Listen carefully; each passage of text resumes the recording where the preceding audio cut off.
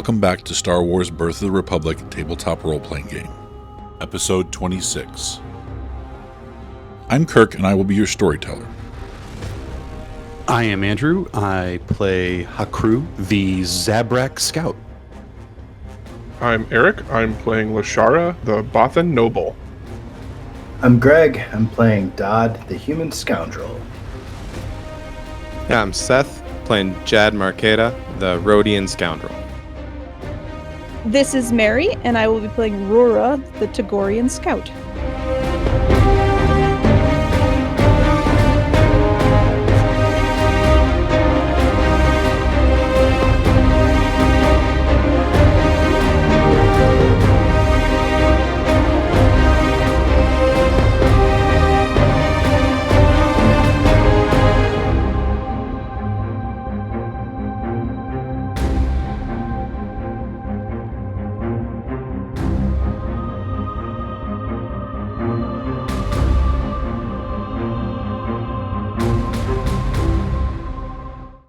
Welcome to another episode of Gaming Without Gaming, Star Wars Birth of the Republic. Last time we had a very large battle where the crew basically interrupted a sale of spice and took over 3 ships at once because they were all sort of docked together. And it ended with the crew finding out that Scoria, who is working for the Hutts directly, he's the main person underneath. He was the person who was hiring and dealing with Odant, who was messing with the planet, messing with the construction company, things like that, and basically decided to put him into into carbon freeze along with the one person who survived on his crew, and then take the ships and split them up and reconfigure their ID trackers and everything, and then the others were going to go to Honey Base, which was the hideout, and the pirates would start using that as well. So we just finished up about an hour's worth of paperwork. Everyone leveled up to level 7, and the monthly money from Goshi Base and from the Caffrey investments and all that have come in again. So we just spent time reallocating and repaying and setting up things. And we basically have set up 6 little starfighters, and a crew that's going to sort of operate in and on Hoshi Base. That was done sort of last month. And so this next month we'll have to decide on what they want to put into it. And they're also going to put a line of money going into Honey Base to get them sort of back up and running and upgraded and everything, so it can start being utilized as a modern facility. So things were breaking down, things were left decrepit for about 2 months. Minox were chewing on cables, that sort of thing, so that's all got to be redone. So the crew is standing on the bridge of this yacht with the Tagorian pirates. One of them died. The one guy who was the official leader got shot and killed. That was Dankin. So everyone's deciding where they're going next. Goshi Base has sort of been wanting meetings, and with Scoria showing up, he was on his way to Goshi Base after this to meet with Lash's alter ego, who is sort of the face for the purchase of Odant's investments. So everybody up to par where we're at. It's a lot of upkeep. You have basically 2 little crews of pirates that could take 2 ships with them to their hideout. You guys had discussed that you wanted to take this big yacht to Haro to have him strip it all down and change the ID and everything, because he has big facilities to do that sort of stuff.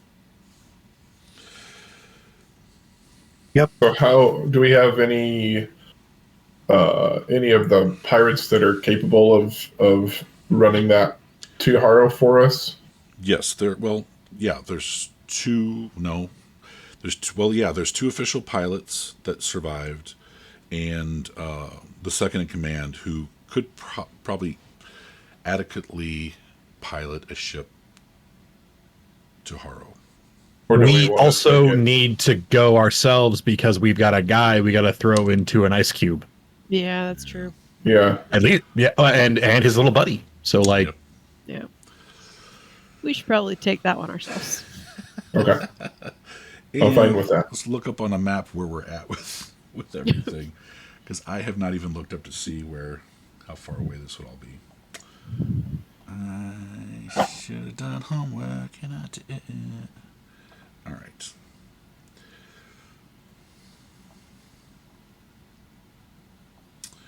I don't think you guys are too far away. Where are we at?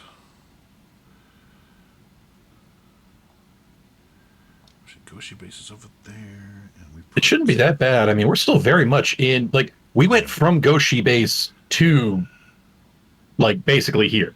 Yeah.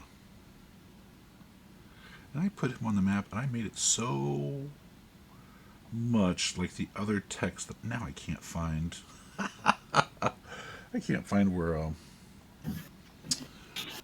Haro is. Good job. Damn. Who did that? Oh, I did that. Map 016. Somebody was thinking. Oh. Coordinates and everything. No, it's crazy.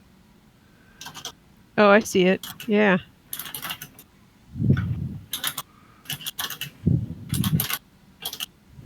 Yeah, yours have a little bit of a shadow effect to them that the others don't have. But that's like the only difference. You said we're looking for Dura? Dirk Teal. Dirk Teal. It's like the sector over from Daki. Like, just look across Oh, the there it is. 16. All right. Yeah. Boy, you guys are a little way, because where your ship is right now is, I think, where they The ambush So was. 1, 2, 3, 4, 5. Dang it. Yeah. 8 along the hyperspace lane, you're right. All right. So about 8 days. Nothing terrible. So we need to tend to Goshi base fairly quickly. Do you think that should we split the party and have somebody take, our prisoners to Haro, drop off the yacht,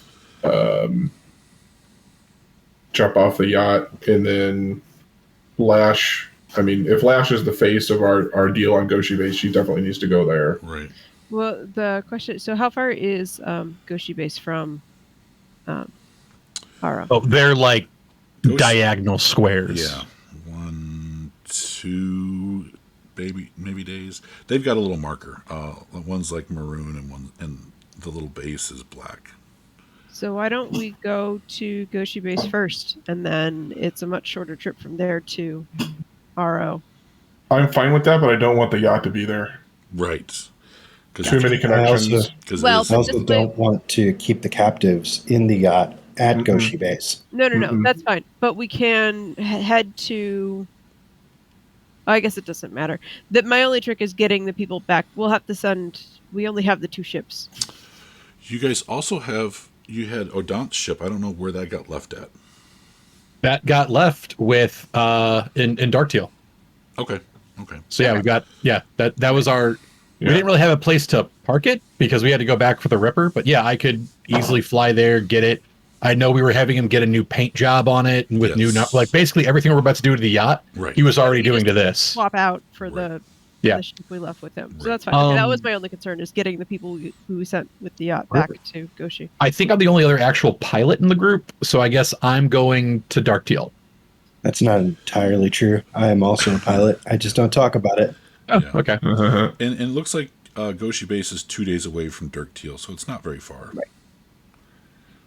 Yeah, 1, 2. but like, yeah, obviously, I would take unless you, Dodd, want to take it. I feel like I should be at Goshi base with I was kind of feeling that too. Yeah, I think. Yeah, I Dad think. wants to go with Scoria. Yeah, He wants to talk to him about his necklace. I'm not typically one that wants to split party, but for something like this, we just had a run in because we have been following up on Goshi base as much as we should apparently. So like we should take care of that. You guys cool with splitting? Oh yeah, I'm fine with it. Absolutely. Plus, it's sorry for cutting you off, Mary. No. But what I was gonna say is like, plus it's like all this trip is like whatever you guys do on Goshi base for like basically 4 days because we got to go 2 days past you and then come back 2 days. Yeah. You know that's yeah, because we're just dropping off, freezing a dude. I mean, like we might be able to yada yada past it, or if we want to like RP it, we can. Oh no, because Jad, didn't you just say that you wanted to? Yeah, I want to talk to him about the necklace. Yeah. So yeah, that's going to be our scene more or less. Yeah, it's fine. Plus, Haro might have some things to say. Right.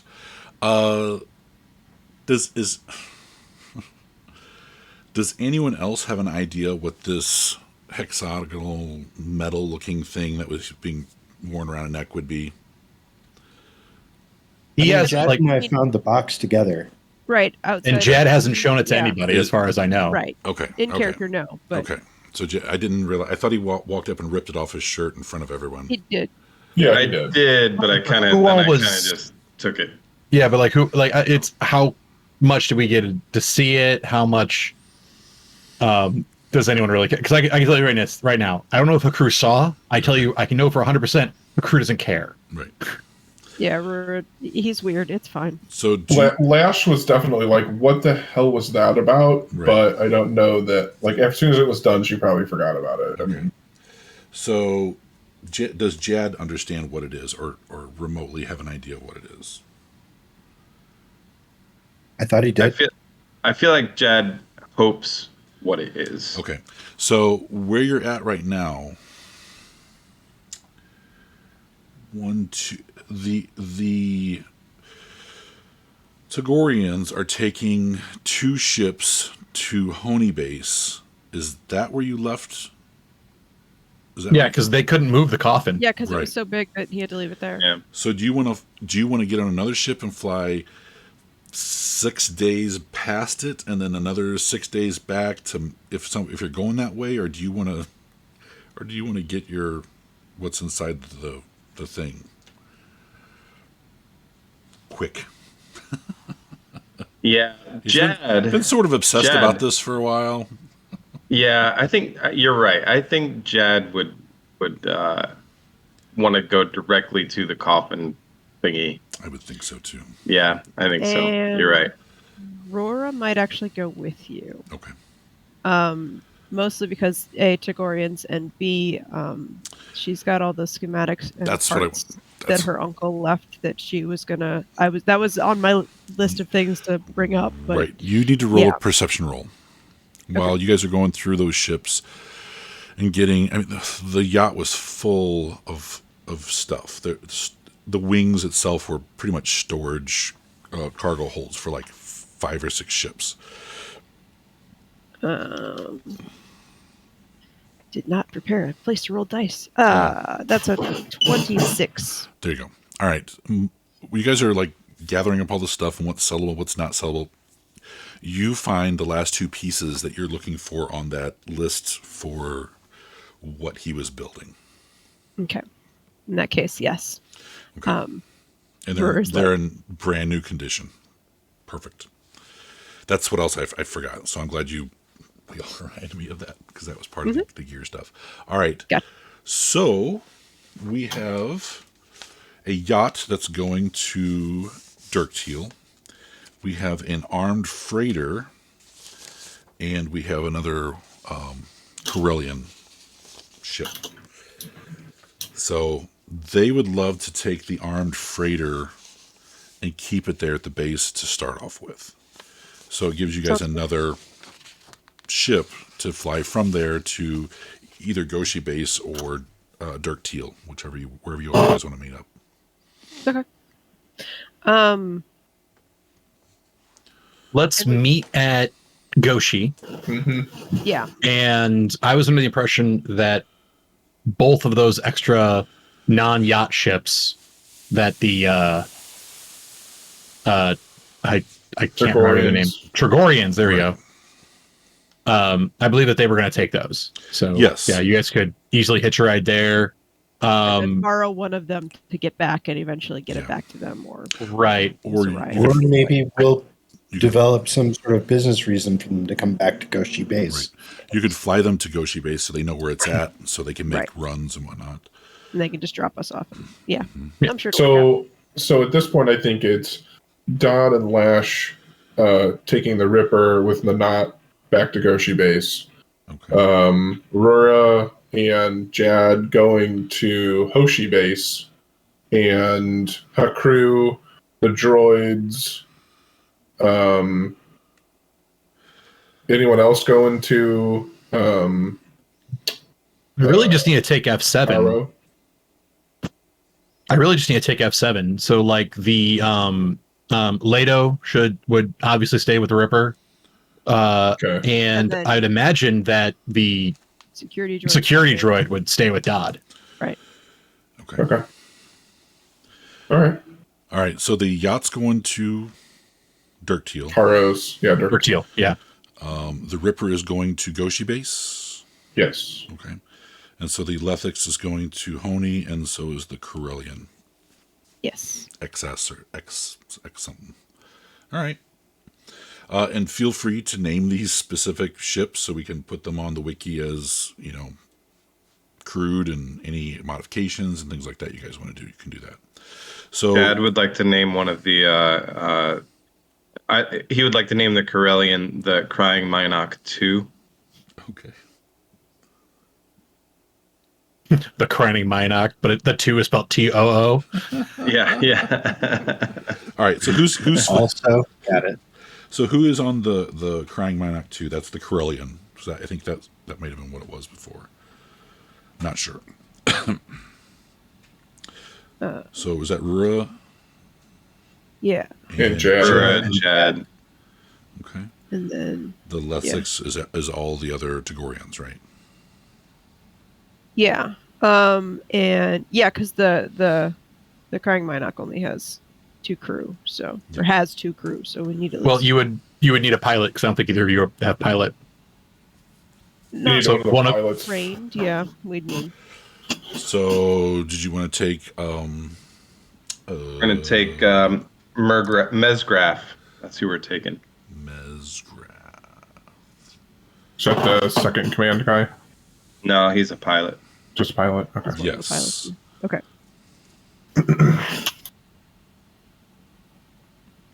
That means Kita is on the other one. Okay. Yeah, that works out. All right. So, you guys divvy up everything, load up the Ripper with all the stuff you want to sell to get that money from that. Everyone kind of divides up, and ships start disembarking from each other, and they all sort of like take different points, and everyone takes off. I guess let's do the Honey base first, since it's going to be the first ones to get there, and that way, if you want to try and catch up, it'll be a quick jump. So Rua and Jad come out of hyperspace, the asteroid field. The Lethix armed freighter comes out and gets in behind you guys. And Metzgraf starts piloting, and you guys have like a little blip on a thing where it shows where the base is. What is his roll going to be? He rolls a 1. So piloting, he bumps a couple things. Hang on. We might have a thing. Okay. No, never mind. Ignore me. Okay. Bumps a couple asteroids, goes a little slower, and the Lethix kind of goes in behind it. And you see, I guess if someone was looking in the back, an asteroid bumps off of it too. Takes you a little bit. He rolled a 3. Another couple hits. Paint's getting all dinged up. Oh, he rolled a 4. Oh my god. Mesgrass. He's like a level 2, level 3. He's slowly getting better. I know. It's yeah. Hopefully, we're still in one piece by the time he gets good enough. Hopefully, it won't blow up before we get there. Switch dice. 11. So he eventually coasts in at the last minute, pulls in, and you guys land gently. And the Lutza comes in behind you and lands. Perception rolls.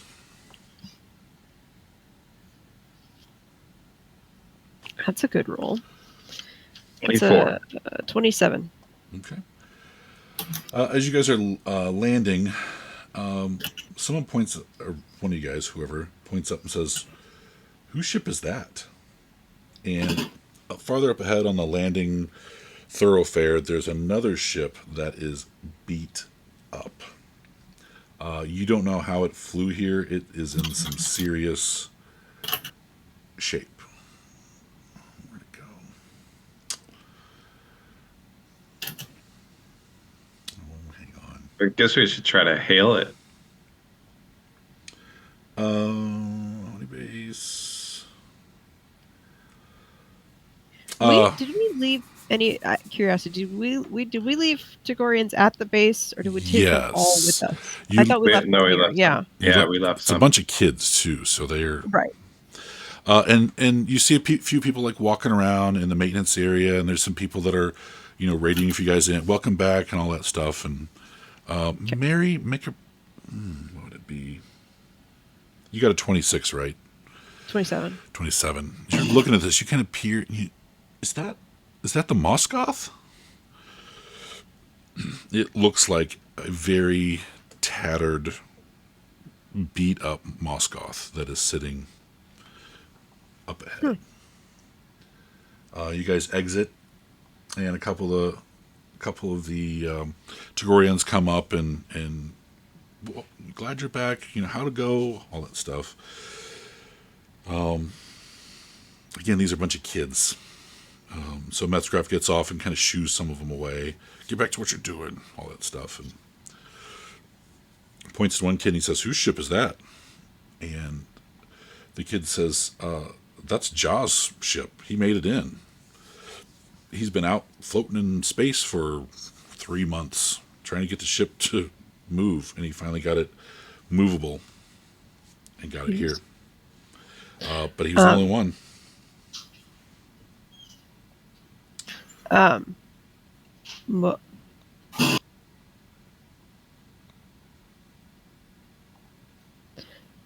Noises are happening in my house. Where is he?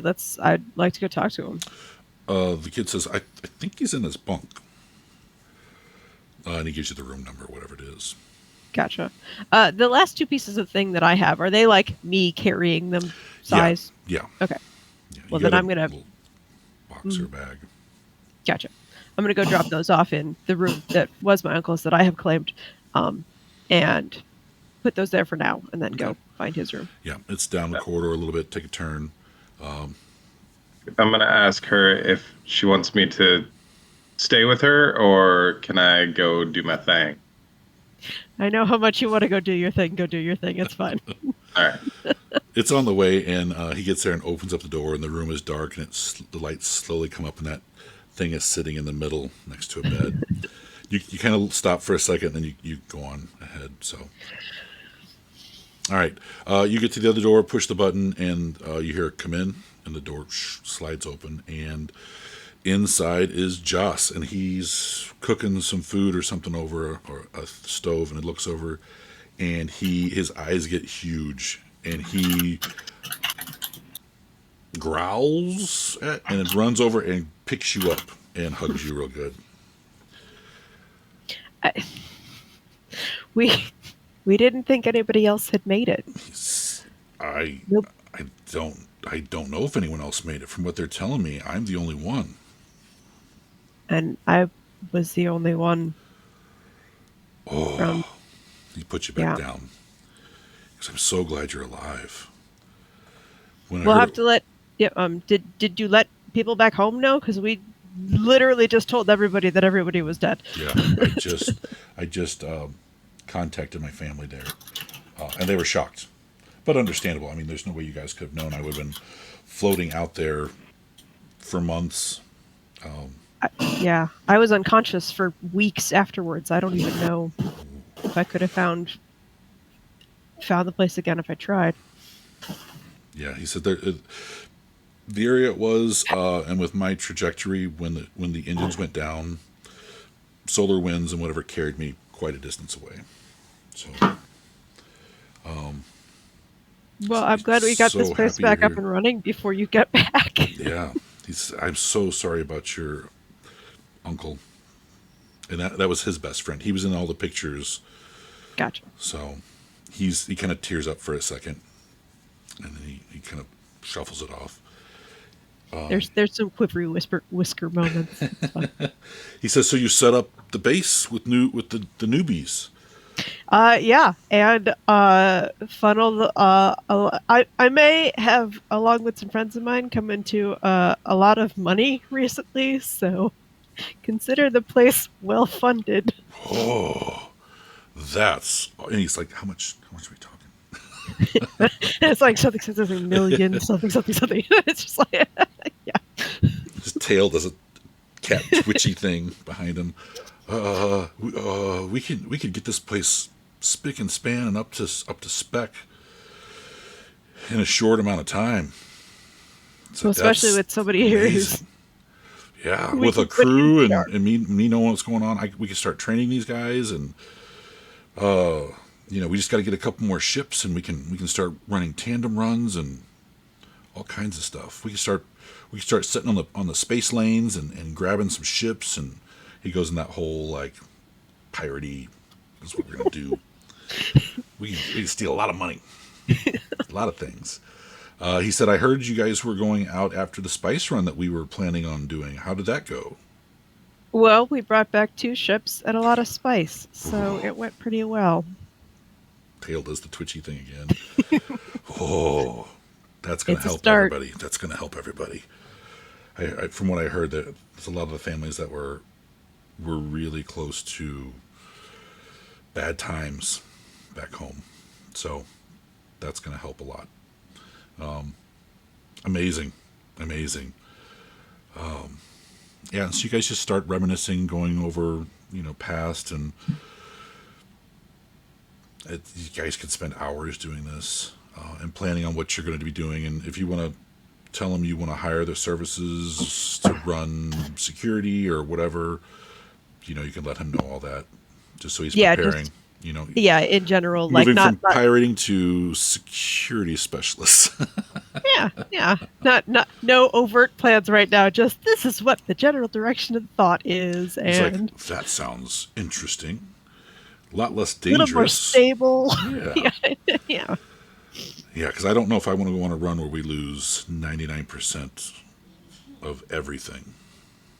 Yeah.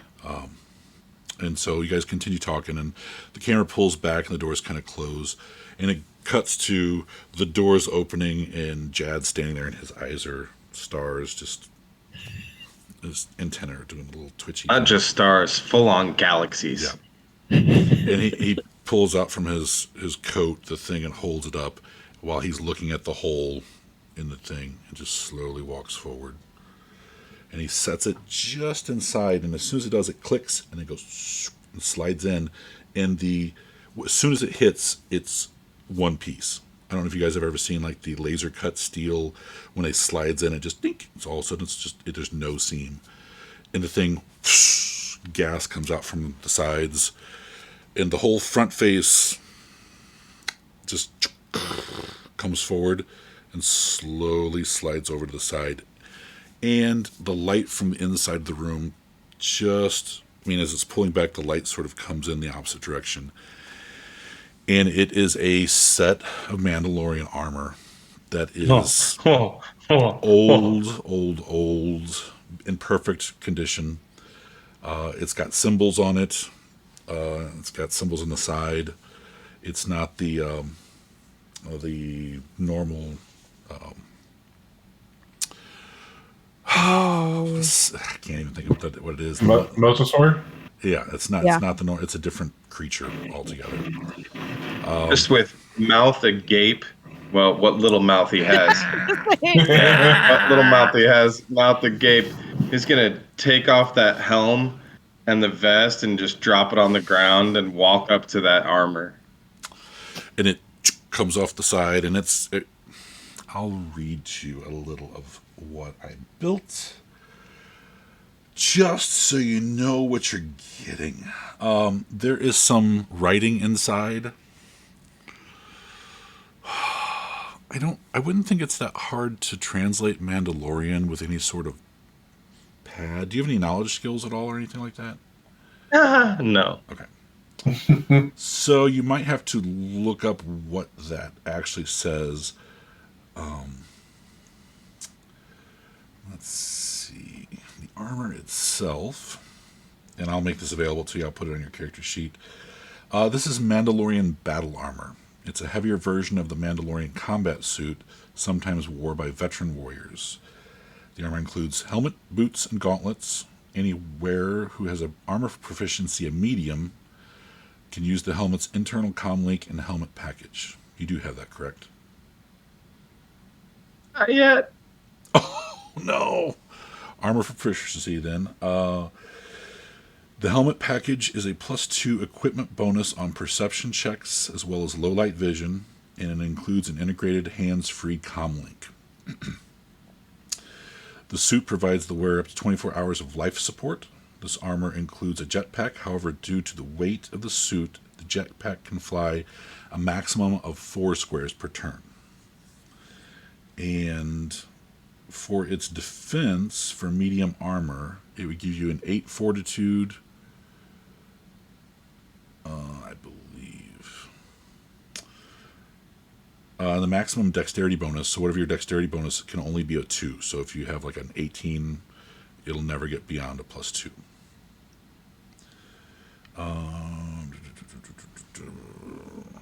+1 fortitude. Why did I say that? They said +8. Defense. Medium armor reflex defense is 8. Fortitude defense is +2. And I think it adds to damage reduction as well. And it can be applied against lightsabers. And it may have a persuasion check to intimidate, depending on who you're talking to. All right, upgrade slots. It has a mesh underlay, which is a 5 equipment bonus to their damage threshold against stun damage. It has a diagnostic system. Anyone making mechanics check on the armor or treat injury check on the wearer gains a +2 equipment bonus from the diagnostics. Nice. A shock web. It's a powerful electrified stun field that can encase the entire surface of the armor. It runs off an energy cell, which can power it for 20 minutes. Turning the shockwave on and off is a swift action. While the shockwave is active, anytime you are the target of a successful melee grapple attack, the attackers take 1d6 electrical damage and 2d6 electrical stun damage. Each time the attacker is damaged in this way, the shockwave discharges 1 minute off its duration. It's got an internal generator, which is a miniaturized version of a power generator. Can provide continuous power for different upgrades. It's all got all the information on how to refuel that. It's got a concealed weapon mount, and it's got a darter. So the darter is a large pistol. It launches a dart by the use of a compressed air canister. Range is limited, but you can deliver poison or a surveillance tagger.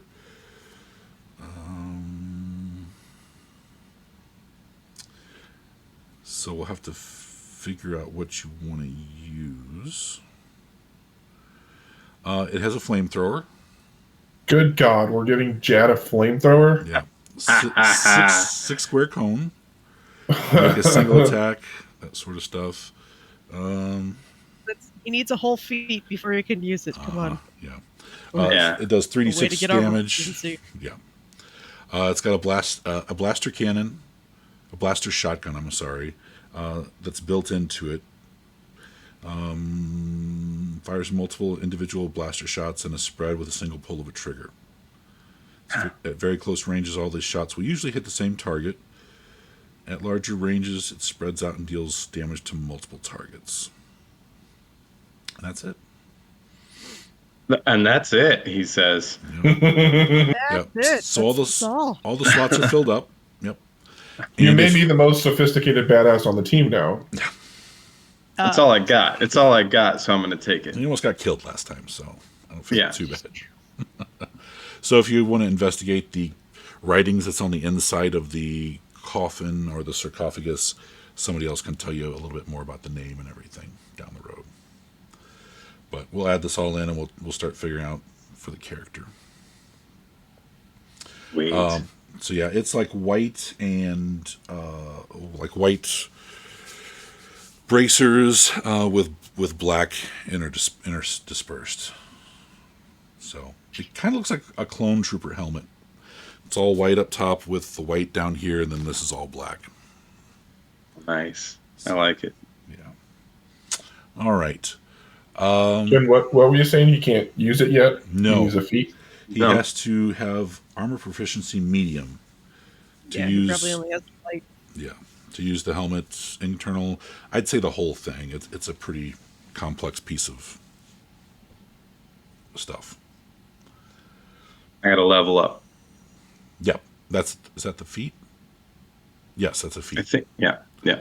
and that's what you get next turn. Yeah, if he doesn't go prestige class at level 8, then then he should get another foot. Yep. Yep. All right.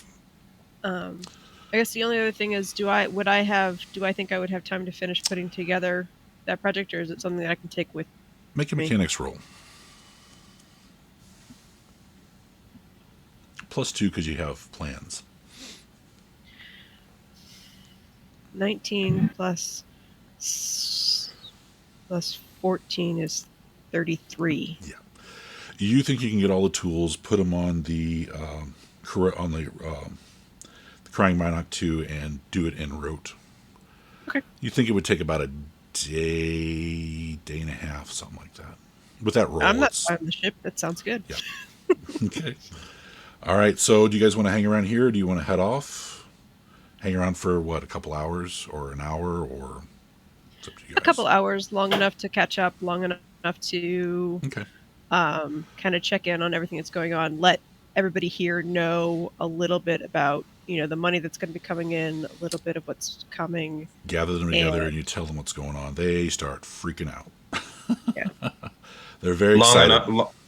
Long enough to polish the armor, look at it for a while. Polish the already shiny armor. Maybe close the door and just spend some alone time with it for a minute, if you know what I mean. Yep. He's gonna get fully naked, just the helmet, stand in front of a full-length mirror, and just bask. He's going to walk out of the room in a Mandalorian codpiece. It's the only thing that I'm allowed to wear right now. So that's another question. Do you want to put this thing on the ship and drag it with you, or do you want to leave it locked up here where no one can get to it until you level up? Yeah, I think I'm going to leave it here locked up. So I'm going to, Just in case. if I can figure out how to close it and take the key back, then I will. Yeah, you put everything back in and you move the door a little bit and just automatically like slides into place, and when it locks in, it pops out. Yeah, that's what I'm going to do. Okay. Take it out. Jed has a pretty necklace for a while, and Yep. If you wanted to take like a little image of the writing, and that way someone can be deciphering. yeah. Yeah. Okay. All right. A couple hours go by. You guys start packing up the Corellian, the Crying Minot 2. Do you want Merkel to pilot again? That way he can take it back. Yeah, that'd probably Drop be you the guys best. Okay. Surely he won't roll a 1, 3, and 4 again. Despite his rolls, he's still got probably more pilot than we do. So Yeah. what's his name, Ja, comes to you and says, we'll start changing the ID on the other ship and everything, and when this comes back, we'll change it up as well. And does he want to go? He does want to go. So he wants to ride with you guys and catch up, and he'll help Metzgraf get the ship back in case they hit any snags or any problems or anything like that. So it's fully crewed. Yeah. Okay. You guys take off, and we do a wipe to the Ripper. It's the other, you guys see the Crying Monarch 2 jump off, and you guys jump off as well. So you have a couple days, I believe, before you guys reach 1, 2, 3, 4? About 4 days. Okay. That should be enough time to drop the budget and get all the stuff that we discussed beforehand kind of implemented. Yep. Yeah. Lash is going to continue with her training with the Holocron, and learn some brand new lightsaber techniques that translate into. I'm just telling this to all you guys. She gets weapon finesse, so she can now use her Dex bonus instead of strength bonus for melee attack to hit and damage. So that's significantly better. She's much more dexterous than strong. So that will make me a bit better of a fighter. Okay. Nice. And F7 says, since we're heading to Goshi base, would you like to set up a series of meetings with everyone that's been wanting to meet with you guys? Or No, I took F7. He was on the yacht with me. Oh, you did? We have Yeah. Leto. They have Leto. We have Leto and the security droid. Remember, F7 is kind of the key to get into Goshi base. He has all the permits, the authorities that Odant had. I thought all of that got transferred to be under everybody else's name so that they could access. You did, but you Under left their name, him. Yeah, but he's still like the protocol droid. You left him, and he's still in charge of managing meetings and any information and taking messages and stuff. Yeah, we did leave it like that. Is there a reason why you wanted to take him all the way to Dirkteal? Only that, Hakru needed somebody to go with him. Oh. You guys, That was really it. You guys still have Leto, right? Yeah. I just assumed Leto would stick with the Ripper, but that was really it. Aren't you guys on the Ripper? No, I'm on the yacht. Oh, okay. Because I had to take the yacht all the way to Darkteal. Okay. And I was going to drop off the yacht, grab Odant's old ship, fly that back to Goshi while they basically repurposed the yacht. And put our buddy Scoria into carbon freeze. Yeah. So I'm going to there for two reasons. One, I will manhandle the shit out of Scoria if needed be. Because if he gets out of line, everybody knows Hakru will kill him. Yeah, I think it's a good job for Hakru. Yeah. So we have Hakru, Leto. Did you want to take any of the other droids with you besides F7? Security droid just for shits and giggles, just in case. Yeah, I thought these also okay, so the way I thought this was breaking down was I was driving the yacht. Yes. And then I was taking F7 with me because, air quotes, my droid. Right. Basically, everyone's droid was going to stay with them. You can't really do that. I thought it was Dodd's droid. For some reason, I have it written down Dodd's protocol droid.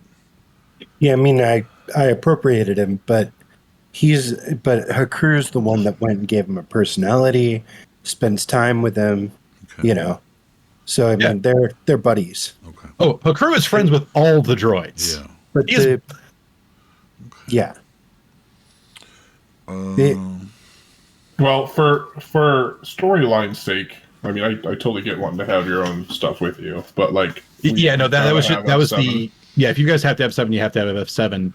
And I know part of the reason that sticking the security droid with Dodd is because the security droid is also from Goshi base, Right. and will protect Dodd.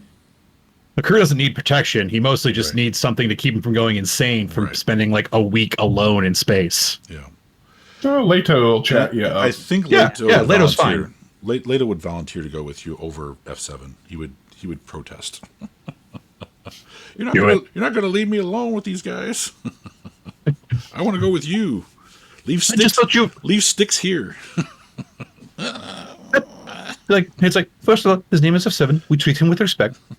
Thirdly, I would love to have you come with me. I just know how much you love the Ripper, and I wasn't going to tear you away from that. No, if we're having this conversation, we're having this conversation. You just like new shiny, don't you?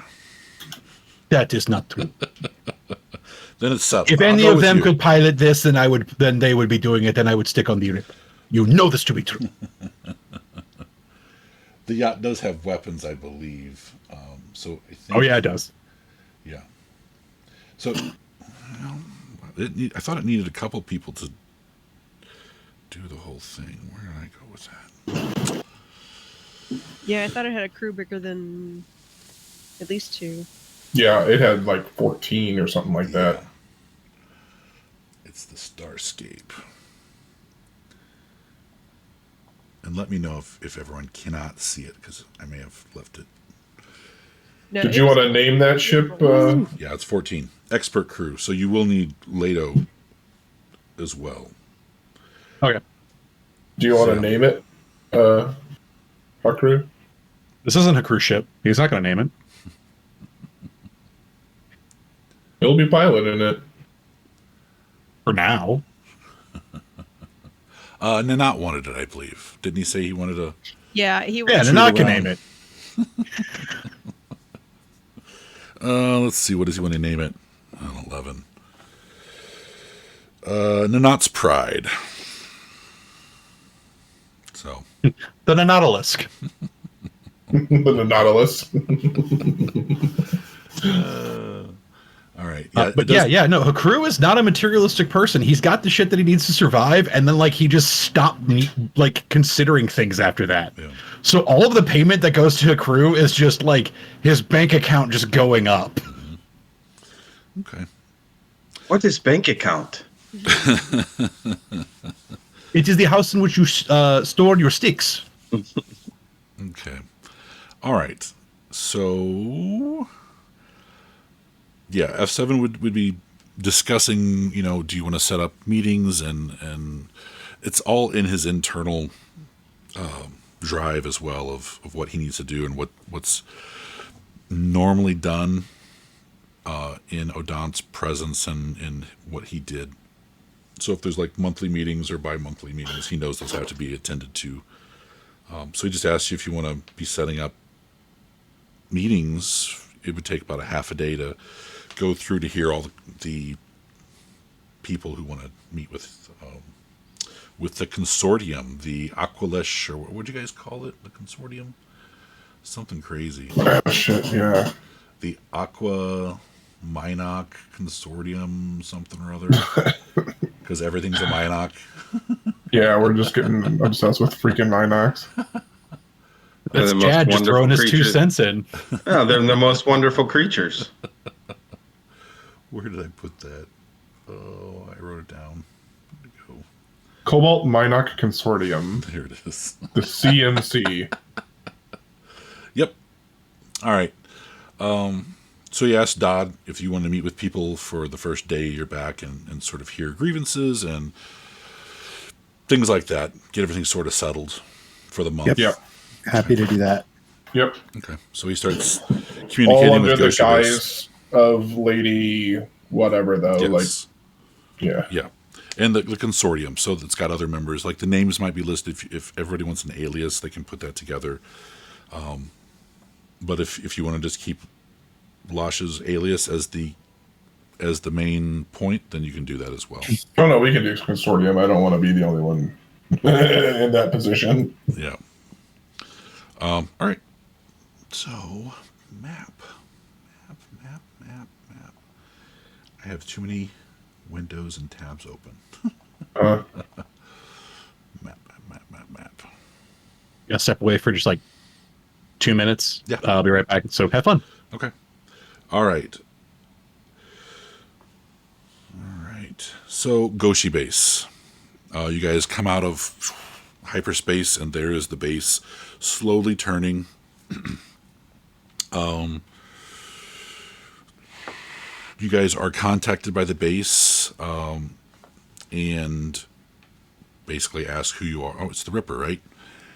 They would know this. Basically tell them you're the consortium, and you have Lady so-and-so on board. I can't think of her alias. And they change tone and everything and welcome you back. And we'll say those starfighters were already purchased, so 2 of the starfighters sort of meet you guys and then fly in tandem with you as you guys come in. And they tell you which docking bay. It's one of the closest ones. And the Ripper mounts onto the side of the base. Doors open, and there's one of those big, burly droids that you appropriated last time.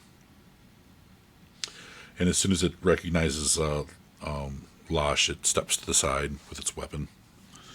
And you guys walk out into the promenade area. And it smells a little different. It smells more like food now as opposed to like mold, maybe. The activity going on seems a little more upbeat. And it looks like you guys see there's quite a bit of construction going on. The roller coaster is getting some more pieces put back on them, and they're sort of practicing on certain parts of it and moving it back. The water park is up and kind of running and doing its things, and people are using it. You guys are walking around, and no one seems to really recognize you. Yeah, so you guys kind of have free reign to sort of tool around and check it out again if you wanted. Yeah, so I'm gonna check on, whatever kind of meetings that we've got coming up. And first of all, I have to say that I'm in whatever kind of regal outfit. Okay. For that, role. Because I think I had an outfit that was made that had hid my lightsaber behind my head or whatever. Yeah, and just going to see about attending to our first meetings. I'm sure we'll get some kind of report from our maintenance crew and our pilot, our pilot leader, squadron leader, things like that. Right. Okay. All right. Yep. Taking the sights, look around. It's busier. It seems like people have more to do. There was a lot of sort of sitting around the first time. And it looks like they've sort of cleaned the outside of the spire that kind of goes up that the offices of Odant were at the very top. You guys get to the elevator, and it opens as you're walking up, and there's no one in it. You guys get in and press the top floor, and it quickly takes you up there and opens up, and F7 basically puts his hand up to the sensor, and it opens up. He says, we have to get you keys for everything, a master key for the place. But he walks in, and it looks like the room has been tended to recently, and there's hot and cold drinks waiting and a little spread of food, that sort of stuff. So F7 says, I have things lined up in just a few hours with meeting with people. Okay. I'll look through the what is it? The itinerary, discuss with Lash, hey, this person's looking for this. Right. This person's looking for that. Yeah. A lot of it, there's a bigger chunk. They took up 2 sections. The PAB, the Promenade Association of Businesses, looks like they want to talk to you guys about stuff. They say, it says general, and then it says issues. That's about it. And it looks like Scoria was listed and X'd out or removed as coming in tomorrow or whatnot. So Imagine that. So things just go on. You start in about an hour, people start showing up, and there's the elevator, your doors, and there's a side door. And when you guys are inside, you can go around to like an office space where people are only let in through there, so they don't see the internal living quarters where you guys will be staying. And it's a big table, and people come in and kind of sit at the end of it, and then other people would sit flanking whoever's in charge. So I'm getting this report that Scoria's visit has been canceled. Right. I'm going to start trying to, with Dodd's help, because he's our computer guy and comms guy. I'm going to try to find out what happened to the emissary of the hut, and try to make contact with, his cartel. Okay. Where, I know we've got it on the budget to send him payment, but like I'd love to hold, in story mode, hold on to that. Right. As a reason to contact them. And we're obviously waiting for his emissary. Okay. So I want to find out what happened. I think you guys automatically wired it like it normally would have been done last month. So he wasn't coming in to sort of pick stuff up. It was more to meet with you and to just discuss the transition and things like that. Okay. At least that's what it looked on the itinerary that was sent ahead. Well, given that we're paying out that kind of money to a hut, we would have vested interest in that meeting as well. Right. Right. And she wants to know why it's not happening. Yeah. Yeah, and sending that out is a nice cover story. Exactly. So, all right. You can have F7 do it. That's sort of his thing.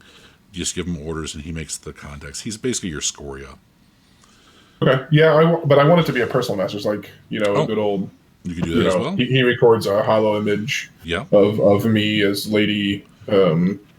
Lady Awesome, whatever her name is. I couldn't find it either. I don't know that I ever wrote it down, but I did make a place for my alias on my character sheet, so I never have to forget it. I thought I had it in your bio, but I guess I did not. Yeah, shoot. It's on the... where's it at? I think I made it a character. So, into the L's. Lady Martise. Yes, there you it's go. Like the one thing I wrote down on the back of this one character sheet. Yeah. Cool. I will put that on my character sheet. I will also, because I also put the Aqua Minoc thing down, lady. There we go.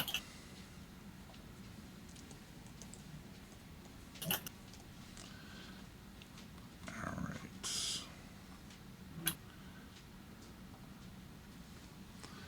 Okay. There she is, just a click away. Yeah. Okay. So she gets with F7 and, has this hollow message to the Hut cartel about we were excited to meet an emissary of the great Hut.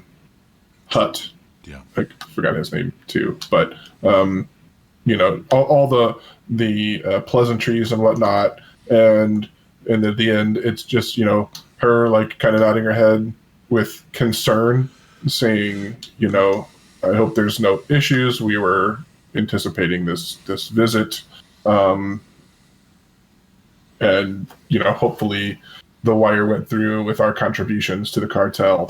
Okay. Is there diplomacy? Diplomacy? Yeah. Go ahead and roll. Oh yeah. Let's see here. What is that under?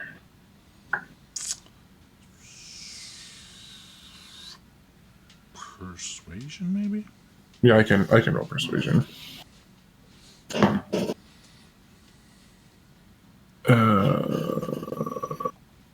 20. Oh yeah, it's a very elegant recording. I assume you're saving the whole outfit for this persona, so that you just dress up in it real quick. It's a quick dress. Yes. It's all kept in a little cabinet by itself. Okay. Yeah, he sends it off. He says, should I wait a few hours after your arrival here? And then that shows that we were waiting and he should have been here already, that sort of thing. Sure. Okay. So people start filing in, and it's just little stuff. It's mostly vendors and associates of Odant that are coming in to sort of pay their respects and to get a one-on-one with who's taking over his businesses, basically, his enterprises. And they seem, most of them are above board, like a trucking owner, basically a freight company, things like that are just coming through, and it's very boring. But, it's up to you if you want to take some of the more illicit stuff and start turning it in a different direction. You're able I'll to do probably that as well. lead that towards Dodd. Like, I want to be the royalty face of the place, but Dodd's more, I know where Dodd's going with his character. Yeah. And like that type of operation, I think, is what he's building for. Okay. So you're setting him up to be Scoria, and then he'll take over from L7. Yeah. Okay. So Is that cool with you, Dodd? Absolutely. Oh yeah, his persuasion's high too. So Yeah, I'd say go ahead and make a persuasion roll for if you want to make a couple of them, or you want to use one and use your re-roll, and we'll just say that's for all the meetings. Okay. I would like to do my reroll. And don't forget about force points. If you want to add a force point onto it, you can do that as well. I will also spend a force point. You can roll first. You can roll first if you want. I rolled a 1, and then I decided to use the reroll, in which case I got an 8, which gives me, a 24 plus my force point, and that's 1d6, right? Yes. So 28 overall. Pretty good. Not bad. Pretty good. Most people leave very happy, very confident, and you don't think there's any issues. It's just a smooth transition. And the last one on the list for the day is the PAB, and the doors open, and there's like 5 people that come in various dress, and it looks like they've put on like a poker face. Most of them are like just kind of looking solemn, and there's one little lady who she looks like she's fired up already. And so they sit down, and she says, "So you're the new proprietors. You're the one that's doing the fixing on the coaster in the water park, correct?" Is she looking at me or looking at Lash? That was a good question. She's looking at Lash. Lash is sitting at the end of the table, and you're kind of sitting on the side, and they're sitting when they first walked in. So everyone's come in as basically addressed Lash, unless Dodd has stepped up and spoken for her, basically. So Lash kind of nods her head a little bit and said, "This is true. This is now under Goshi base is now under operation of the Cobalt Minarch Consortium, of which I am the head." She says. She kind of fidgets in her seat a little bit, and she says, "What are you going to do about Suvo's gang?" Suvo's gang. She kind of looks back at the others. She goes, "You made a complaint, and you made a complaint a couple weeks ago, and nothing's been done about these people. They seem to be getting away with harassing us and asking us for protection money and." Madam, we are still collating. Beat up my husband a couple days ago. Gotten since we've received or returned back to the base. The mission that we were on was of critical importance to the success of this operation. And now we have the time to detail these things. But now that you're here, I would love to hear a first-hand account of all of these things. And I look at my droid and R7. F7. Crap, F7. My brain is so right. mush, guys. You're fine. F7, I would like you to please record in detail as much of this information and collate it with the reports that we've received in order to validate. And then I would like to start putting together a plan to fix the problem. But first, please regale us with your story. Okay. As you say that, he puts a little pad down in front of you, and it's all of their complaints from this group. As everyone's come through, he's sort of given you a little heads-up display of who they are and what they are. So you're not like, what was your name again? That sort of thing. Right. So she kind of stops and she goes, well, this has been going on for at least 3 years now, and Odant didn't seem to care about us and doing it. And it's a complaint. She's frustrated. She's mad. Her husband got beat up a couple weeks ago, or a couple days ago, I should say. It's really fresh. And what's his current condition? He is still in the hospital, but he should be out in about a week or so. F7, please keep us apprised of his condition and see if you can't find any additional aid for him while he's recovering. F7 slightly turns toward you and he says, would you like to use Bacta to speed him along? Check our supplies. If we are over 30% more than our expectations, then absolutely. If not, we will have to find a way to afford that luxury. Perhaps we can afford small dosages. He nods, stands back up. She kind of looks at you kind of warily and then looks back up to Losh. And they go into the rest of this. It sounds like this group of about 20 ruffians have been harassing most of the businesses on the promenade for a couple of years. And extortion money, beating people up, closing some businesses down. If they can do that, they run them out. Basically just a chaotic band of pirates that don't have a ship or don't want a ship because they can operate on this space station. Hiding out and getting around security and all kinds of stuff, because the security is all droids right now. Right. So it's very much they are sent somewhere. They resolve if there's an issue, or if they can track who it is. Did my security droid go with her crew? No, not officially. Later did.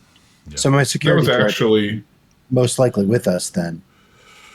Would you have brought him off the ship? Yeah. Maybe not. Because you stole him from here. My question is, our security droids, are they pretty much just in the spire? No, they were on the floor. Yeah, that's where we got ours. Yeah, they're kind of all around. They're cheaper, but apparently they're not doing a good enough job. Yeah, if they maybe need to have their directives updated. Yeah, or you can go to a more human element that may help. Because remember, there's like a control droid that's in the base it's in the bottom of this base that sort of keeps track of everything, multitasks as much as it can, but you don't know how much its sort of deductive reasoning power may have. Yeah, I think we may want to get a team or become a team of investigators to try to get to the leadership of this gang and, figure it out. Yeah. Basically, if they can catch people in the act, it's easy for them to put down or subdue. But if they're being sneaky, or they're doing guerrilla warfare, or they're sneaking up on these droids and putting them out of commission without a spike in the back of the head, they might be doing that as well. Ion guns are easy to get, and the way we figured ion and stun damage, now it's pretty easy to stun a droid as well as a human now. So Lash looks at her and says, ma'am, I think we're going to discuss putting a new security team together, increasing the security on the promenade. would could they use your shop as a center point for checking into these crimes? She says, I don't think I have the space, but there is a storefront next door that has closed down a few months ago and no one's filled it. If you wanted a security area, that might be able to be turned into something with holding pins or holding cells and things like that. Lash looks over at Dodd and says, looks like they need a new sheriff in town. And Yes. she says, I would like to be on the hiring process since I know most of the people on this station. So you're not accidentally hiring someone who's a corrupt, you're not hiring Suvo and he's running things, that sort of thing. That's something we'd have to discuss with the rest of the consortium.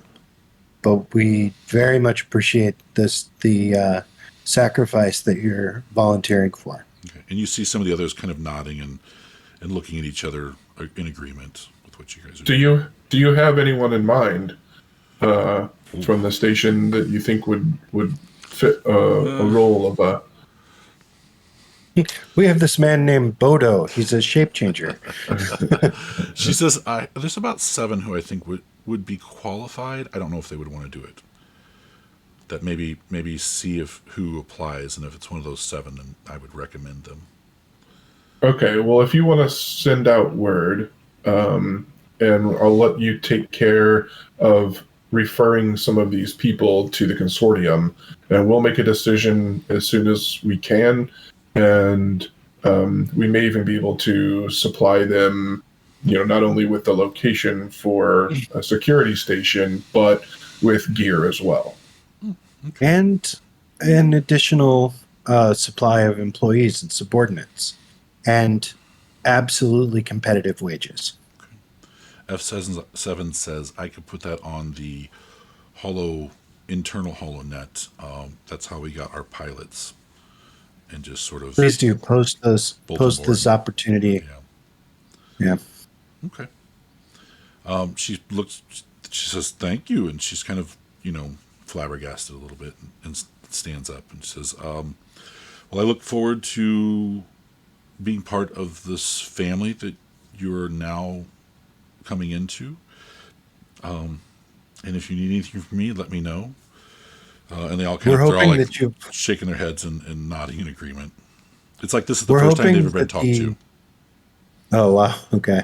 We're very much hoping that the improvements that you've seen over the last month will continue at a good pace from here on out. And these kinds of things that you're bringing to us, although it's not entirely possible for us to act on every initiative, we would like to take the best picks of the ideas that you have and try to implement them. We want a healthy environment. One of the guys behind her says, I can come up with a list of things that are in immediate need of repair that's they've been sort of ignoring for a while. Our priorities are life support, structural integrity, foods, resources, and then business opportunity. He says several of those. After we accomplish those, then we'll look at anything else. He says the power systems, and he goes into a few things, and it's right in line with basic necessity. Airlock 3 is leaky, and that sort of stuff. It's always Airlock 3. Yeah. It's always. You said that they have like a council on the promenade of business owners, something like that? That's them. That's them. Yeah. Okay.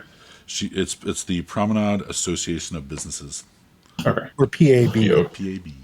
Yeah. That's what I thought you said, and I just wanted to make sure that we were talking to them. I was going to suggest they have something like that if it wasn't working. Yeah. So she says we can expand. There's lots of people that didn't want to join up because they're scared of Suvo and his gang. They're just threatening people. So I have a feeling that we'll be seeing some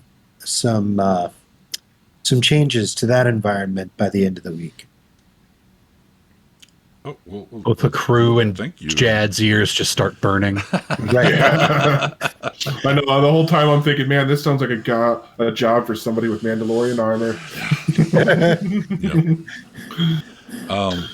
Not quite yet. She looks flabbergasted. She's well, thank you very much. And like I said, if there's anything you need from my shop, please let me know. And the others kind of like all nod and if they looks like they want to come forward and like shake your hand, but they back off and it's not right.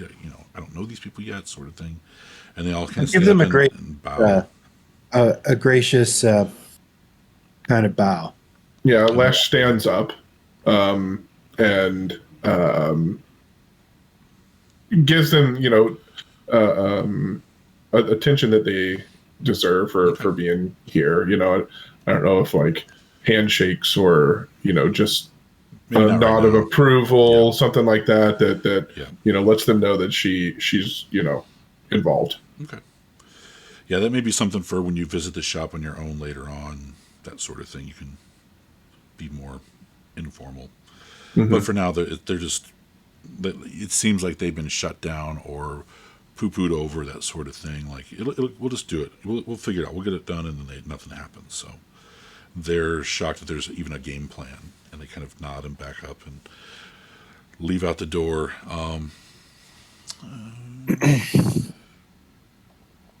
Where did that go?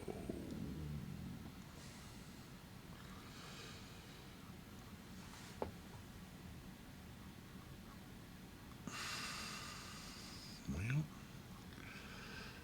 I want to say you have another meeting.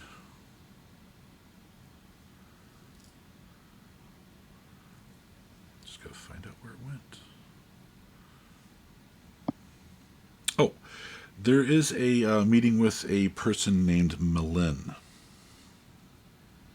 And she's last on the list. And F7 says she asked to be the last of the appointments for today. I'm sorry, it's Melnie. Melne. Okay. F7, bring her in. All right. He pushes a button and the doors slide open, and there is an individual in Mandalorian armor, and it is definitely a woman. And she kind of stays still for a few beats, and then she slowly takes a couple steps in and stops at the end of the table. She doesn't have her weapons on her, but she's got some sort of weapons are her religion. Decorative thing. Gotcha. Is she wearing her helmet? Yes. Okay. This is the way. What do we know about Mandalorians? F7 says, do you have a few hours? No. That was out of character. Do you guys say anything to her? Not yet. I'm pausing the game so that I can know what it is that I know before I start talking. I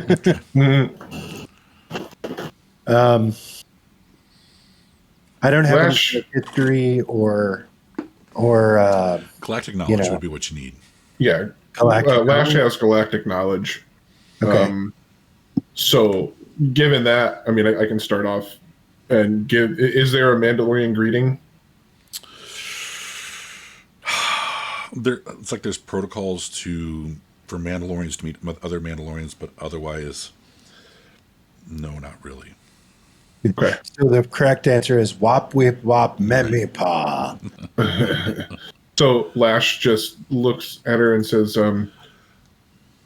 "What business can we help you with, Mandalorian?" I look at Lash.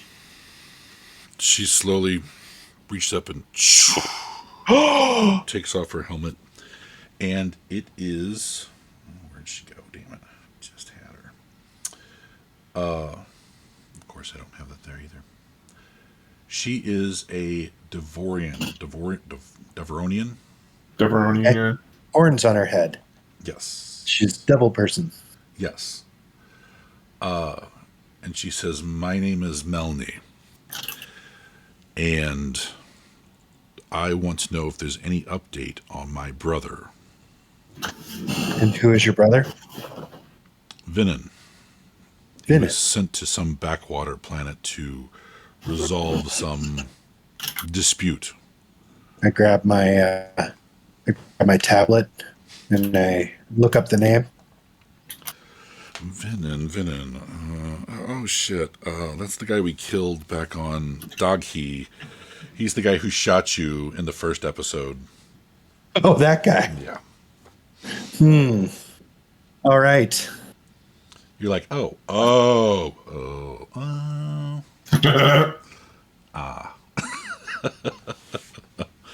So Mandalorian is a creed, not a race or a family. Got it. Okay. Especially at this time, I think they're all really scattered to the winds at this point in time.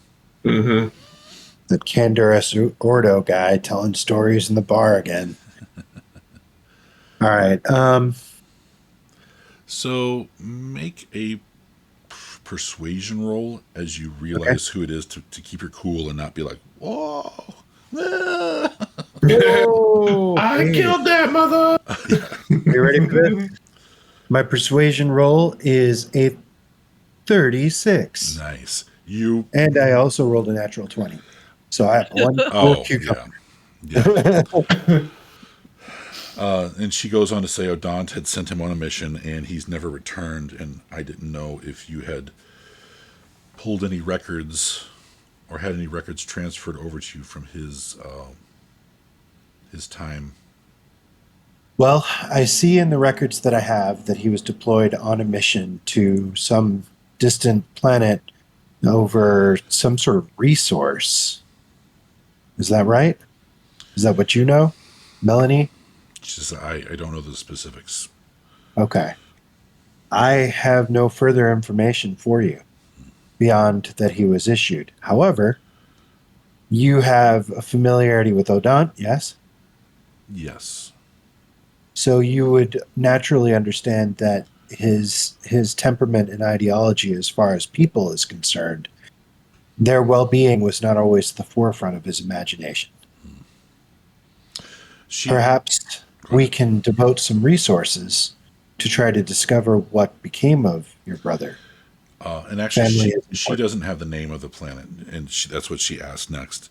If you have the name of the planet he was deployed to, I can go there personally. And the details that I have are really not very complete. Just that he was on a mission to a place that had a resource of some sort, and that it was his job to secure that resource. Ooh. I see. She leaves her information with F7 and she says, please let me know if you find out anything more about his whereabouts or the planet he was supposed to be sent to. Sure. Before you go, can I interest you in a refreshment or some other business? She says, no, thank you. And she slowly puts her helmet back on and turns and walks out. The door closes behind her.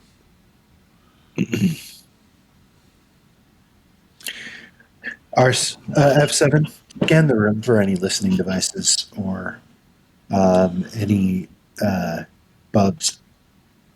He says, I'll have a team brought in right away. Thank you.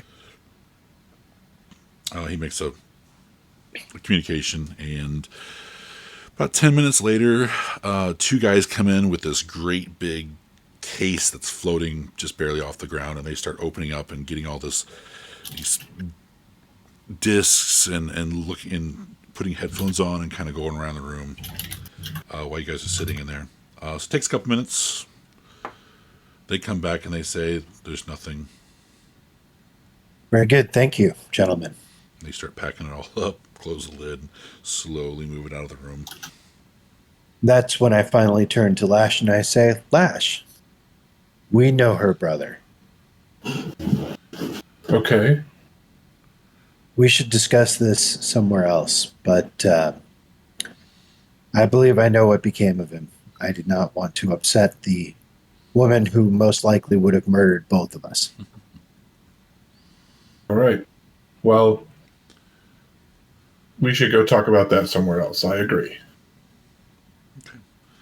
F7 kind of backs up and puts his hand toward the door to your quarters, and it opens up. We should have had them scan the whole entire friggin' place. I don't, with the security droid and everything, I don't know if anyone could get in to My this. concern was, so dropping Techno Warrior comes walking in, and I don't know what the hell a Mandalorian is. Right. But the odds that they would have access to sophisticated listening equipment that they could surreptitiously place was high. Yeah. Anyway, so I'll break it down to Lash and explain this is that guy. Remember him? You guys She says, yes, I remember. went to the Capitol. I don't remember who killed him officially. Somebody shot him? I bet it was a guy with a mounted gun on top of a building. That's my bet. I dare you to prove it. I think, remember, this is the office you guys kind of ran into, and they were all waiting there. Oh, it wasn't me then. It was the showdown in the big city. Yeah, I thought this was the a guy crew. that Was that a crew? Crew almost exclusively killed everybody in there. I thought this was the guy that I shot at and couldn't hit Right. when we first got to Daki. Yeah. Okay, And he didn't show back up again until until we went to the mayor's office. I believe so. Yeah, because I shot. Or did he show up to the little town in the firefight and he got shot? I can't remember. Yes, he was there. You were in. Yeah, he showed up. He was one of the last few to get shot in the dog. After town.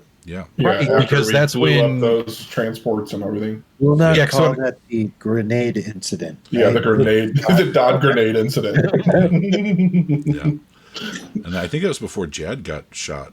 But it was the E-Web up on the roof shooting around and doing things. Yeah, that was that battle for sure. But he was the one that was taking out most of the villagers. It was like Okay. one-shotting him. So Yeah. I couldn't even hit the guy, so So Lash looks at Dodd once they're in their quarters and says real quietly, I think I have a plan.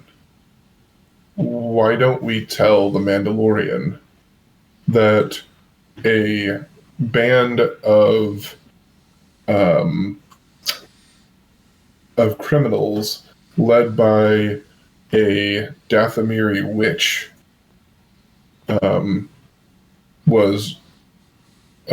was seen with your brother, with her brother, the last time that he was seen. I like it. F7, prepare communicate to Melanie. Let's load her up with the information. Pick a planet that you know that she was at. Problem is, she was at Daki and she was at I don't want to. she was I at don't want to send her to Dirk. Dog and she attacked you guys outside of in space outside of Dirk Teal. Yeah. So we don't want to send her there. All we need to do is give her the name. Do we know the name of this Dathomiri witch? We do.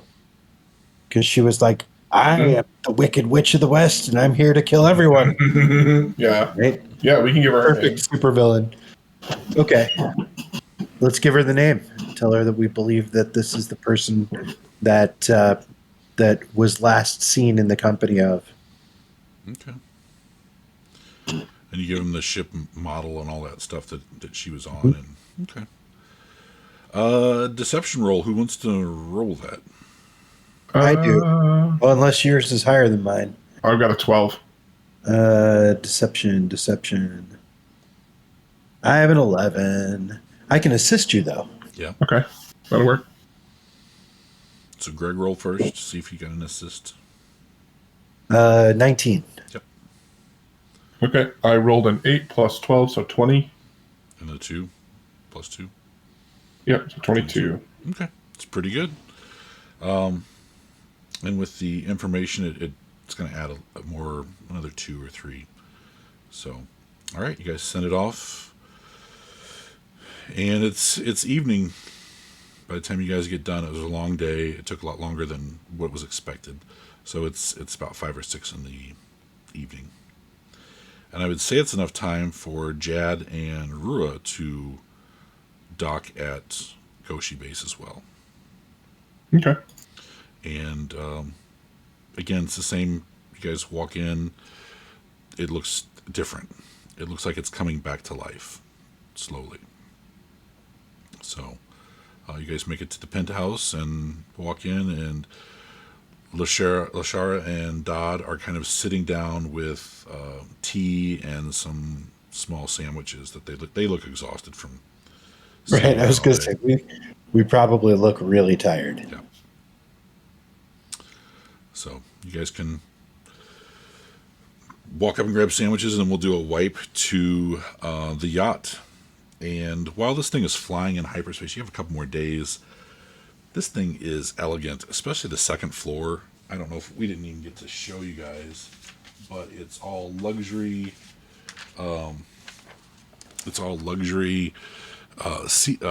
Accommodations and a pool and like an atrium with all kinds of like fruit and stuff you can eat. It's all out. This thing would command like 10,000 credits a trip, that sort of thing. Crew space for her crew. Yeah, her crew 100% goes around explore, because like, he'd probably doing like, you know, the same like shift driving that they were doing before. Mm-hmm. So Leto takes a shift, he takes a shift, just kind of going back and forth. Then on his downtime, he 100% is going to be like investigating things. Yeah. But like, for whatever reason, still decides to just sleep in the mess hall with a blanket. Just because that's what he do. Yep. When things get too comfortable, he gets uncomfortable. Yep. Yeah, so it's a pretty uneventful flight with just you and Leto. But you keep each other company. Anything you want to do in the meantime?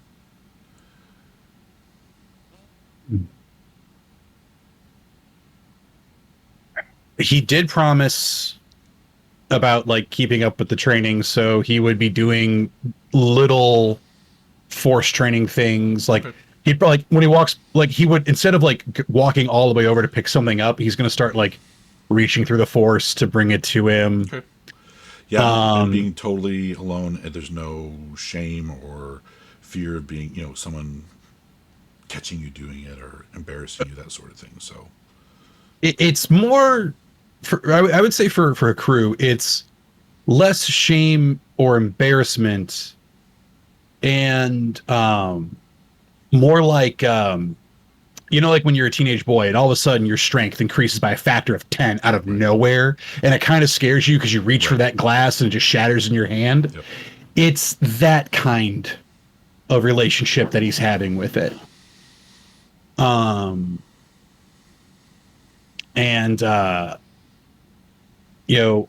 He starts like, he thinks he's talking to himself when he starts hearing this voice of relax, you're in control. Right. And he just kind of starts like getting accustomed to that voice in his head. Okay. Only other major thing, and just kind of depending on where you want to pop this up, about a day before we get there, we're going to drop out. We're going to drop a message that we're a day out, and I'm bringing a guest. Okay. He seems happy. He tells you, where to land at. It's a little more secluded. And he says, I look forward to meeting your guest, if it's who I think it is. You will have all the time in the world to talk if that is what you wish. I would assume Dodd would have sent a message a heads up a little bit or something, just to say, hey, we're incoming, we need to do this with the ship, that sort of thing. But it's all super encrypted when Dodd sends it, so he can say whatever he wants and not worry about it. Yeah, this is more of like you got the message. Yeah. I'm the guy. Yeah. And Scoria doesn't give you any problems at all. He's locked in his stateroom. You guys bring him food twice a day, and some of the stuff that you left for him were like books, so he's just reading the whole time. Nothing fancy. Day goes by, come out of the star field, and it's Dirk Teal. And the tower radios up to come in, and you easily land the ship in front of a hangar bay, and you just basically glide it in and set it down, and doors close behind you guys. And at the ramp, you meet Haro, and he's very happy to see you guys, or see you. When the ramp first, when we first land and it comes to there, it's just me. Scrotum or whatever his name is still back in his room. Okay. And there's no one. There's no one in the hangar bay. He's made sure that no one's to see you, who comes out of the ship and anything like that. So. But no, this is the friendly part. This is where Crew's like, my friend, it is wonderful to see you again. Comes up and shakes your hand and says, "Welcome back." He says, "We've got a facility set up, in a storage facility for people we don't want walking around freely anymore. So if we want to take whoever you have over, we can process them." And he turns around behind you, and there's two big crates that are people size. And he has the lids are open. He's like, and it's not lined, but there's like a blanket in the bottom of each one. He says we just have to load them up, and we can take them over. Sounds excellent. Wait right here. I will bring one and then the other. I'm gonna go get the peon. Yeah, the peon first. Okay. And like, I'm gonna just like this is the guy I'm gonna be nicer to. Yeah. He's kind of crying. It's like, oh no! Don't worry. It will be not so bad for you. I have a family. I have 2 little ones. That is very unfortunate for them. I'm sure they will be fine. Bump. That's it's incredible. Yeah. The lid closes and it locks. But like I put him in there with like some fruit that was lying around in that place. You know, it's like not a monster. He's like, I will go get the other men now. Okay. And then I go to Socrates, Scoria. And with him, I show up and I've got like the binder cuffs. Okay. Like, he goes, all right, hands behind back. Yeah, he doesn't resist. Turns around, lock him up. Yep, lock him up. I take him over to his. I walk him out. Okay. Put him in. He steps in and sits down and lays back, like he's resolved for whatever's going to happen. And the lid closes, and he goes, and Haro goes, "That's Scoria, right? That was Odon's boss." I believe so. Like I couldn't really say too much. He's the one responsible for blowing up a building, right? I don't know. And he pushes one of the things into like a small van, like a moving van, not a moving van, a moving truck, and the other one goes in with it. And he pulls the doors shut, or pulls them shut with you inside, and the thing just starts rumbling. He says it's just a short ride over to the facility. You guys riding, and then I sit on Scoria's. Okay. It takes just a few minutes, and the doors open up again, and you're inside another sort of hangar, which is not as big a building. He rolls them out and takes them around to a processing area and opens up the crates and gets the guys out and says, "Stand here. We're going to take your picture for whatever purposes he makes up." He buffaloes. And the guys stand there and frozen. Thing comes down, clamps it, and turns it sideways, and it floats, and he kind of pushes it off into another like back area and brings up Scoria, and I get my binder cuffs. Okay. So he stands there, and right before he stands there, he says, "You're all gonna die for this." And then Haro clicks the button and freezes him in place. Same thing, lays him down, pushes him into another area, and droids come over and are moving the other one at this time, and puts him up in like a shelving system and slides him in nicely. Yeah, my crew completely unfazed by it. by the threat, actually looks over and goes, so the first gentleman, I never caught his name, but we'll call him number 2 because he was the second one that we did this to. Please make a note for Dodd that when it is safe, when he believes it fits into whatever he thinks, this man should be released as he has a family. This is okay. Yep. We can do that. Excellent. I do hate to drop and run, but like they are always planning new things, and it is so hard to keep up.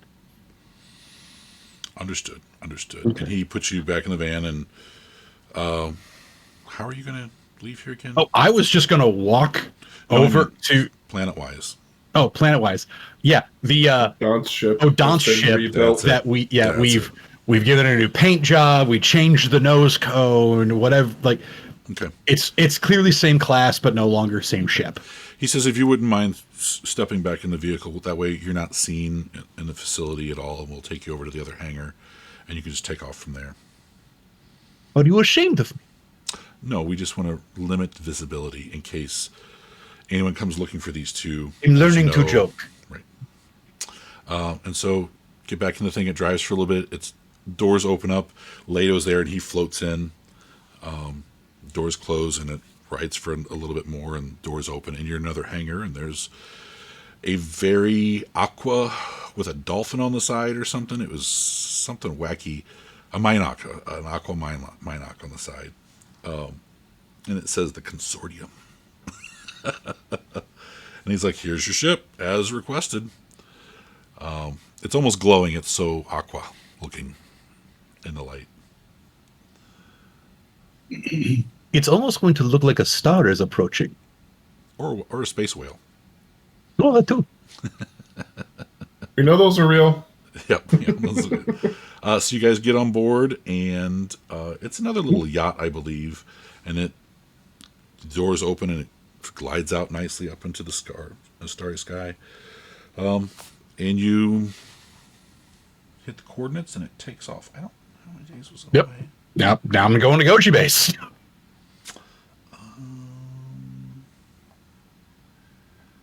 And same deal. I'll get like a day out from here, and then I will shoot a message to Lady Lash Alter Ego. Okay. I'm really bad with names today. Sorry. Like I worked out earlier, and like I've just been in lizard brain ever since. That's all right. So I sent a message to her. It's like I was told to say the package has been delivered, and that I am en route. But that's one day after I've left. Okay. Dark Teal, which I think I've got like a 2-day ride to get there. Yeah, just 2 days. We do want to go back and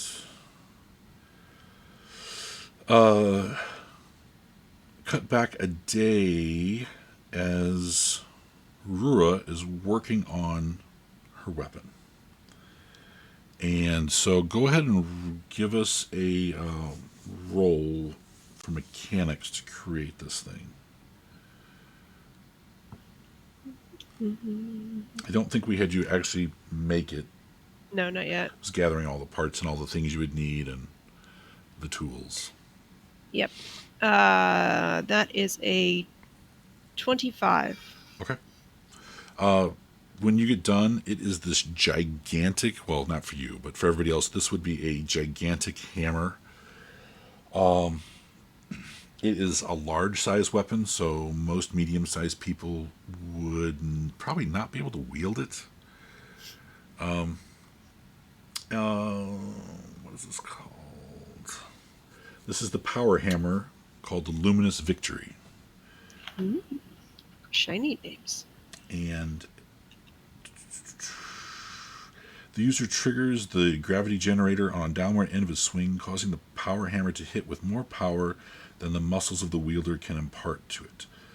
Though it's difficult for the wielder to swiftly recover from the blow, this results in a weapon that can smash through armored plates or solid rock.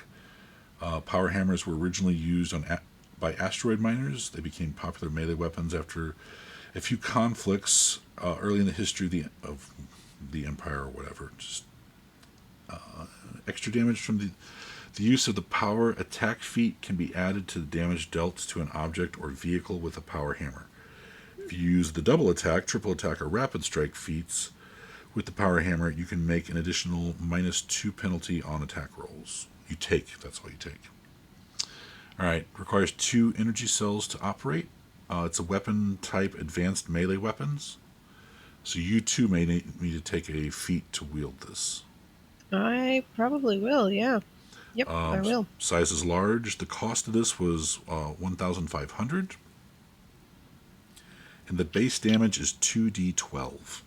Oh, yay, 12. Nice. You should name it the Darth Maul. I hate it, thanks. Has no stun setting. It weighs 10 kilograms. Type is bludgeoning and it's restricted. So basically you made it from scratch. And it is ornate because he had designs that he wanted to put on it and you were easily able to carve into this thing. And like I said, it's bigger than a normal power hammer. So, like I said, most people wouldn't be able to... They'd be able to maybe swing it once and then they wouldn't be able to draw it back. Unless they have like a 19 strength. Awesome.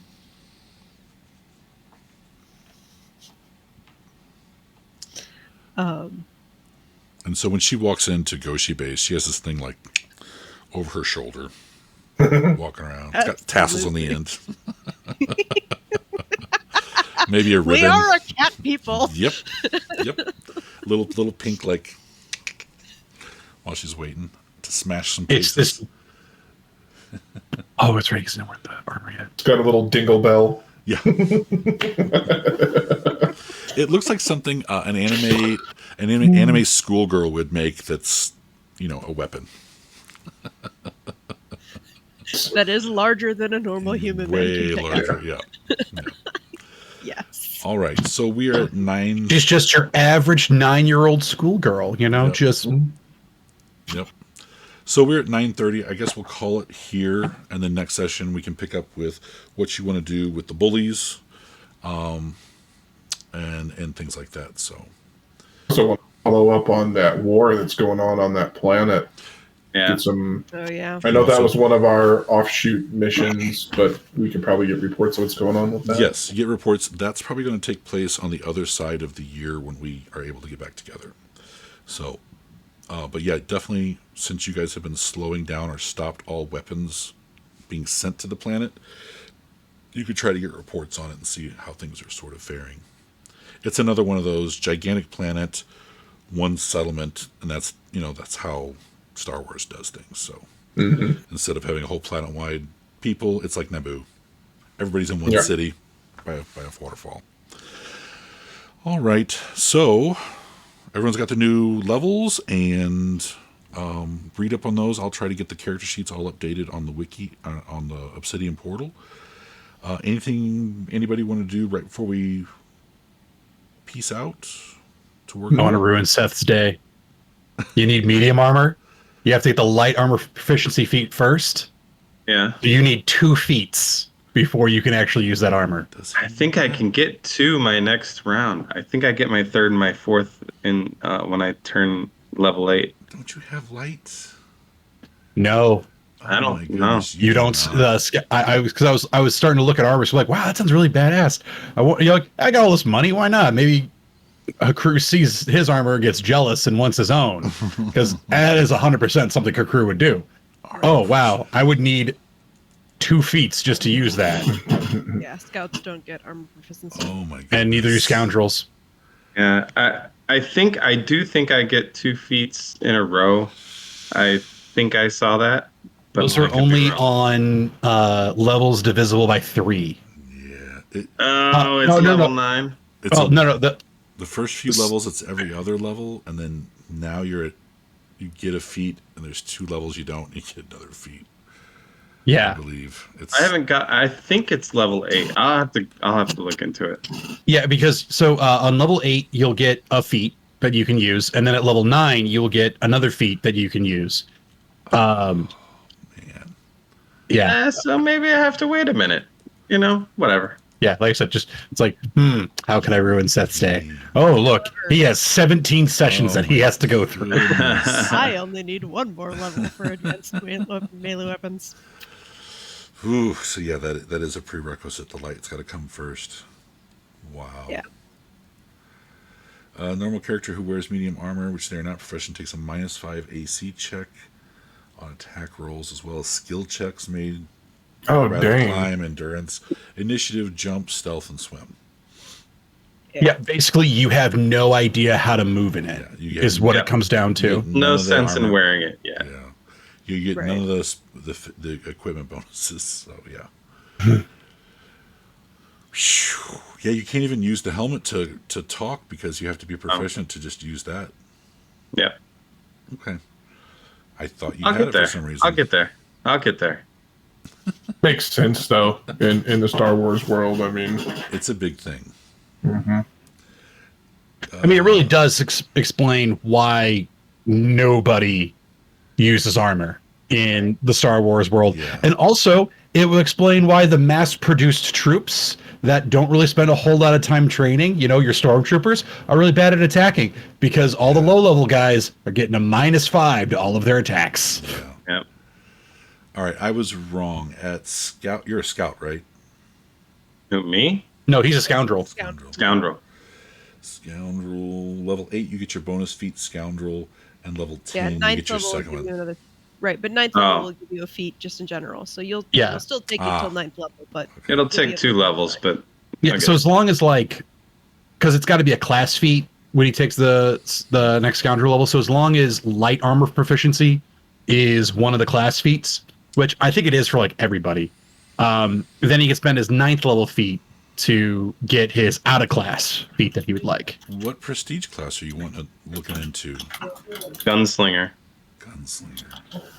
Which, if you held off to do that at level 9, you could still progress through because you'd still get your level 9 feat. Yep. It doesn't come with it? No. I don't have it pulled up right now. Nope. Yeah, no. When you take a prestige class, you don't get any of the bonus feats. I don't think you even get a bonus feat for multi-classing. Or you might get 1.